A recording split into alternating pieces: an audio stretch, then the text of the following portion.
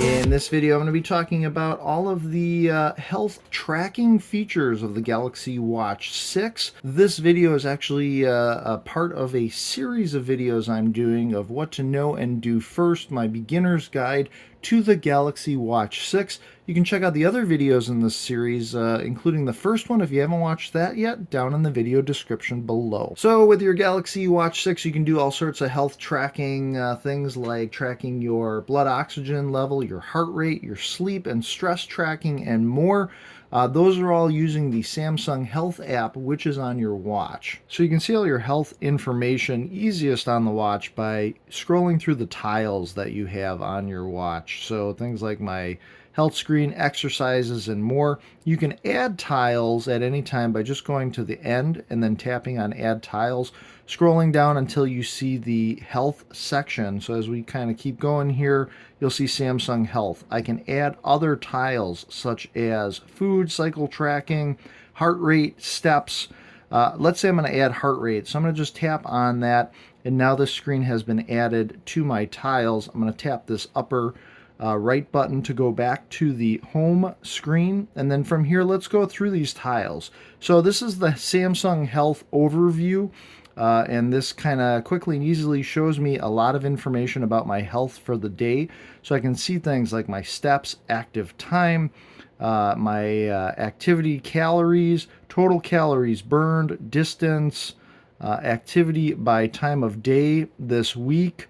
And then I can show this information on my phone, or you can set targets. So if you want to stay motivated, you can set targets for your steps, active time, or active calories simply by just tapping on these. Right now it's set to 6,000 for steps. If I wanted to increase that to, like, say 7,000, I would just increase it and then go to done. And real quick, as we do in all the videos on this channel, I've hidden Tinker. Tinker's our little hidden robot that looks just like this guy on my shirt, and he briefly pops up in every single video on this channel. So if you happen to spot Tinker popping up, be the first person to take note of the timestamp. That's the amount of time into this video that he pops up.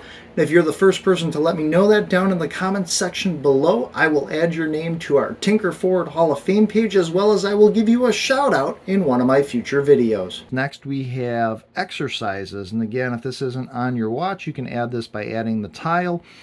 Things like walking, running, there's a ton of different exercises to choose from. If I tap on more, I can scroll through all of these different exercises that are here, and then these are kind of more hot exercises or more popular ones: cycling, hiking. If I go to add right here, I can actually see even more exercises. I can even create an exercise or select exercise from this list, and there are tons of different exercises to choose from. So many more than I'm going to go through in detail on this video, but you can scroll through them at your leisure to find the ones that you want. So if there's something I really wanted to add, like volleyball, if I tap on that, it now adds volleyball to this kind of more hot list of more popular exercises. Hey guys, let me know what workouts you use most with your Galaxy Watch. Let me know down in the comments section below. Are you guys runners, swimmers, or what activities do you like doing the most? So let's start a workout such as a walk. I'm going to go ahead and tap on walking, and then from this point, it's actually going to do a countdown to start the workout. I'm going to tap on settings here real quick.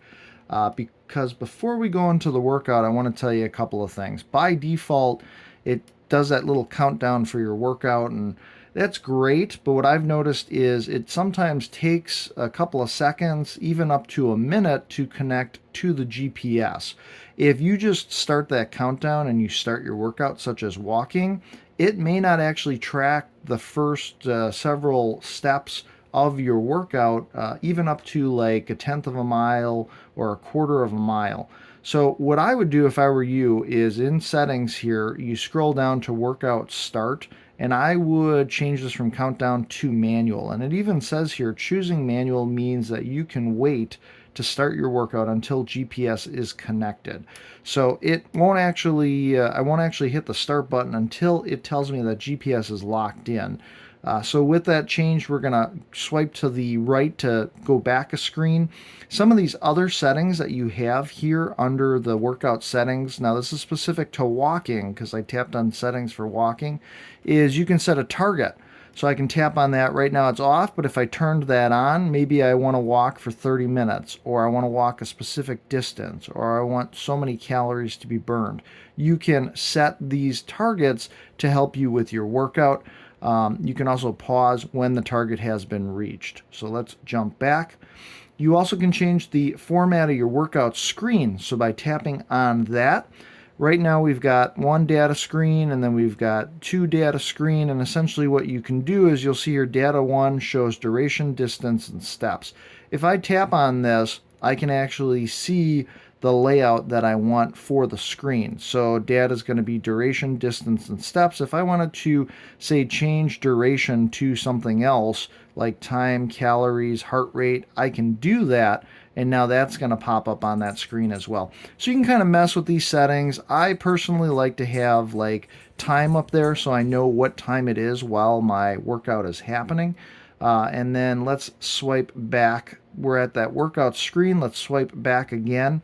Something else that I really like here is when you do your workouts, you can have it auto detect workouts. So if we tap on this, this is turned on, and you can turn this on for all your different workouts you want. So walking, running, cycling. You can also have those turned off.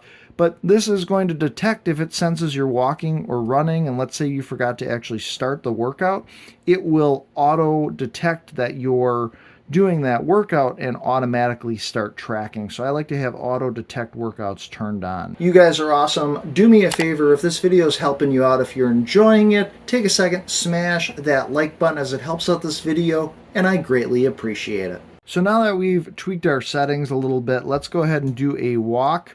And from this point, we're going to go ahead and hit start, even though it hasn't detected the GPS, just so I can show you an example here.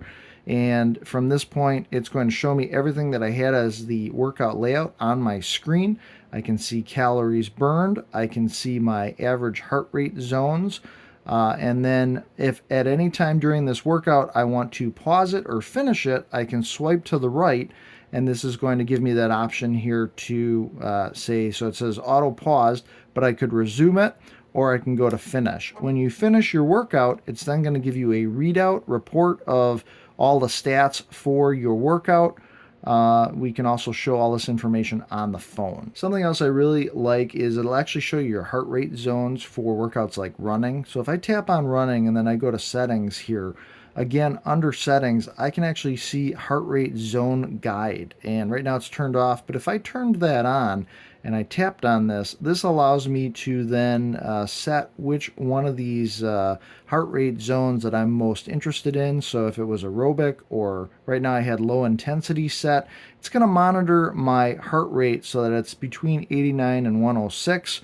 Let's say I was more interested in it being like up there to the 125, 142.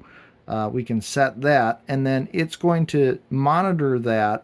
We can even see down here at the bottom, get voice, vibration, and on-screen alerts about your target zone, so that when I am hitting that target zone, I'm getting notifications as well. So let's do some of the different health tracking features on your watch. It'll do things like heart rate, SP02 reading, it'll do sleep tracking. Let's do an SP02 reading. So from this tile, it shows me the last reading that was taken. I can tap this measure button. Now it's going to go through and it's going to take my SP02 reading. One of the cool features about this watch is it'll do it on the fly. You want to make sure that your watch is on tight for this and that it is a little higher up on your wrist. So from this point, it was able to take it, and it shows here that it's at 95%. I can wait 5 minutes after an exercise to get an accurate reading, but that is essentially how you take an SP02 reading with the watch. It'll also measure your heart rate. This is another tile available. So with this set up, then you can just go to measure, and it's going to go ahead and take my heart rate. And it's cool because it kind of shows you the rhythm there. It goes through showing you the percentage of the measurement, and then when it's finished here, it gives you your average resting heart rate, and I am within the zone here of 74 beats per minute. You can also do stress tracking right from this tile here. From here, we're going to go ahead and tap on measure, and it's going to go ahead and prep, and then we also kind of get a rhythm line here of my heart rate, and we're going to go through the percentage. So we can see the little green dot being all the way over here. The watch is telling me that I am not currently stressed. Now you can measure your stress throughout the day to see how stressed you might be. So one of the other measurements you can take with the watch is a body composition, and that's going to show you your skeletal muscle, your body fat. On this particular tile, you've got this measure button. Now, in order to do one of these measurements, one, you want to make sure that the watch is on pretty firm and it's up just a little bit higher on your wrist. It also wants me to keep my armpits open and not have my hands touching during this, but we're going to go ahead and hit measure. And then from this point, it wants me to confirm my weight. And then I'm going to place my middle and ring finger on these buttons that are on the side. Now, you don't have to press super hard. And from this point, it was able to take the measurement. Took about 30 seconds, but now we can see things like my weight, my skeletal muscle, my fat mass, my body water, and then it gives me a body analysis. So 26.6% body fat, my BMI 28.3. My BMR is 1868. So your watch also does sleep tracking. You wear the watch to bed, and then with your sleep tracking enabled, it's going to track how much time you spend in your different sleep stages and give you a report when you wake up the next morning. Now you can choose different settings of what you want it to track while sleeping. You can do this by swiping down from the top of the screen, tapping the gear icon, which takes you into settings, and then from this point you want to scroll down until you see health. Under health, this is where you can change different settings for heart rate, stress, but specifically right here, tracking your blood oxygen during sleep, you can turn that on or off. Your snore detection, so it will tell you whether you're snoring or not. And then also it will track your skin temperature during sleep. And it says your measurement can cause a light to flash on the back of your watch for that skin temperature during sleep. So with all those features turned on, when you go to sleep, you actually can have the watch go into bedtime mode, and I'll show you how to do that. So if we swipe down from the top of the screen, you have all these different icons under your quick settings, and we've got our little bed. If we tap on that, that's going to turn on bedtime mode, as well as it turns on this do not disturb. If I tap it again, it actually takes it out of those modes.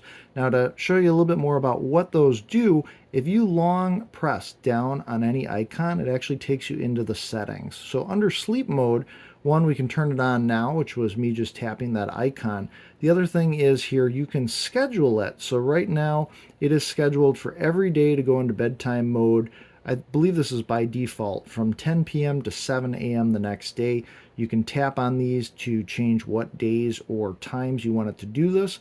But by putting your watch into bedtime mode, it's going to turn off the always on display and raise to wake. So those are going to eat more of your battery, and essentially your watch is going to light up at night or stay lit if it has the always on display turned on, or the raise to wake feature when you would lift up your wrist. That's going to light up your watch. By putting it into bedtime mode, those things are not going to happen, and then that's hopefully going to help you sleep better so your watch isn't waking you up.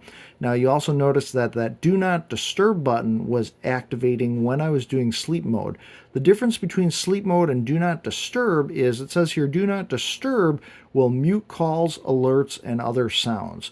So by turning on that do not disturb, it's also stopping all those notifications from happening on your watch, something else that might keep you awake. So options very convenient here if you do want to turn on bedtime mode and do not disturb mode to help you with your sleeping and your sleep tracking. So what questions do you guys have about using the Samsung Health apps? Do you guys like taking your heart rate readings or monitoring your stress? SP02, let me know down in the comments section below. I hope this video was helpful as part of my series of beginner's guide here for the Galaxy Watch 6. Be sure to check out the other series videos to help you get the most out of using your watch. My name is Jeff, and as always, I appreciate you watching. Be sure to make every day awesome, and I will see you in the next video.